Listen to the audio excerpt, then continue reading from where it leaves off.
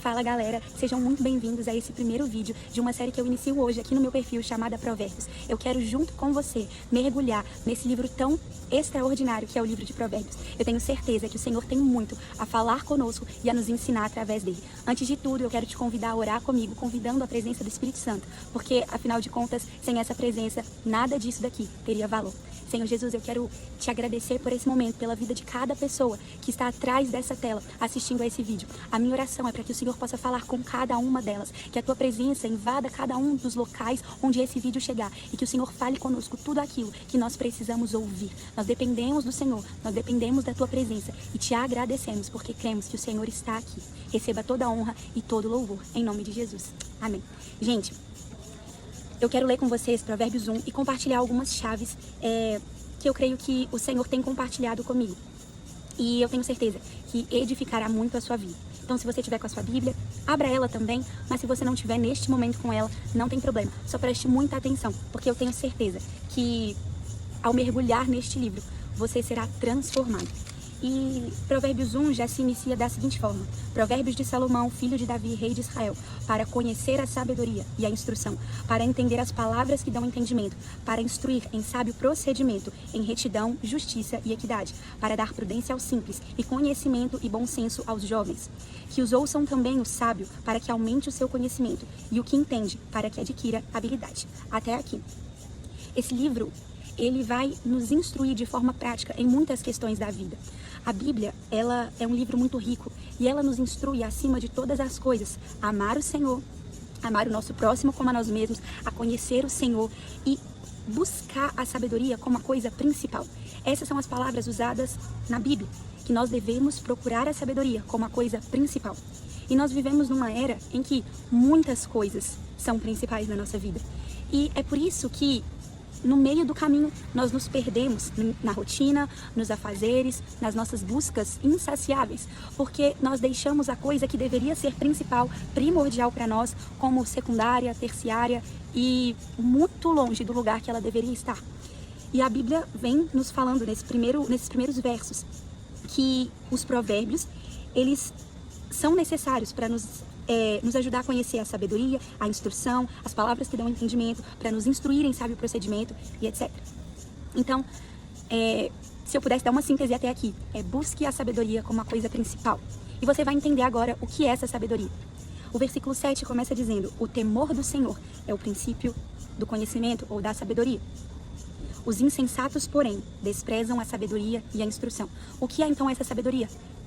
Ela nos direciona, ela nos inicia naquilo que a Bíblia chama de o temor do Senhor.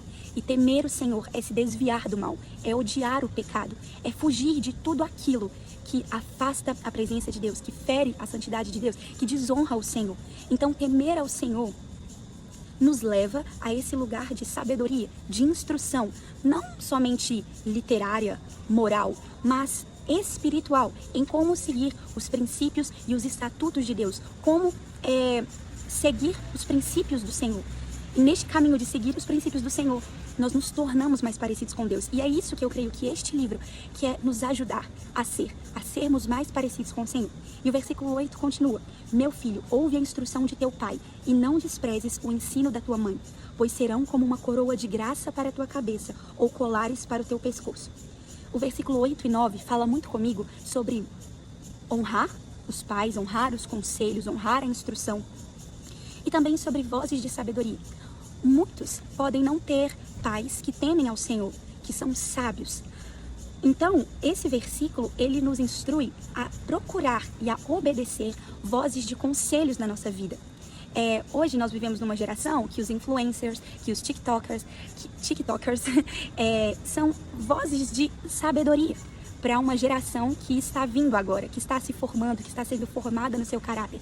Isso é muito ruim, porque essas pessoas, elas iludem uma geração com bens materiais, com fama, com dinheiro, com número de seguidores, com número de curtidas, mas ela não tem nada de sabedoria para apresentar para essa geração. E o que eu quero aconselhar você é que você busque vozes de sabedoria para a sua vida. homens e mulheres maduros, pessoas que podem te aconselhar, pessoas que vão te instruir, pessoas que vão te confrontar com a Bíblia, porque elas amam você, porque elas querem o seu melhor, elas querem que você conheça o Senhor. A Bíblia fala que o Senhor, ele repreende aqueles a quem ele ama. E nós vivemos num tempo em que a repreensão, ela está sendo desvalorizada. Afinal, você deve fazer o que está no seu coração, você deve seguir o que está no seu coração, você deve ser quem você quer ser e tudo mais. Tudo procede de um lugar de idolatria ao eu, é o que eu quero, o que eu acho, o que eu gosto. E você não se cerca de pessoas que muitas vezes vão confrontar você, mas esse confronto vai trazer saúde e vida para os seus caminhos. Nós vivemos numa sociedade que idolatra o eu, o ego, o próprio orgulho e a própria vontade. Mas a Bíblia vem para nos tirar desse lugar e nos centralizar a vontade de Deus. E para sermos centralizados na vontade de Deus, um dos instrumentos que o Senhor usa são justamente essas vozes de sabedoria, vozes de conselhos na nossa vida, que podem ser dos nossos pais, podem ser de pessoas que caminham conosco, que nos conhecem, que cuidam de nós.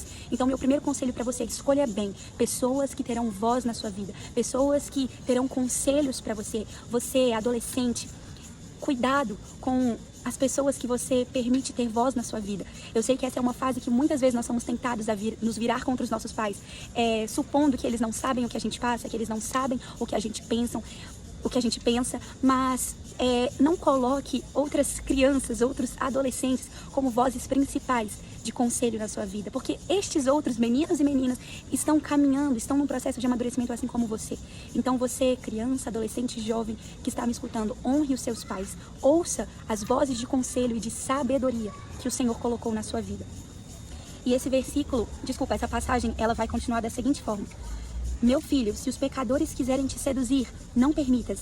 Se disserem, vem conosco. E aqui eu quero dar uma pausa, porque muitas vezes nós ouvimos na roda de amigos, na roda de pessoas que estão próximas a nós, vem conosco, vamos fazer certa coisa, vamos a certo lugar.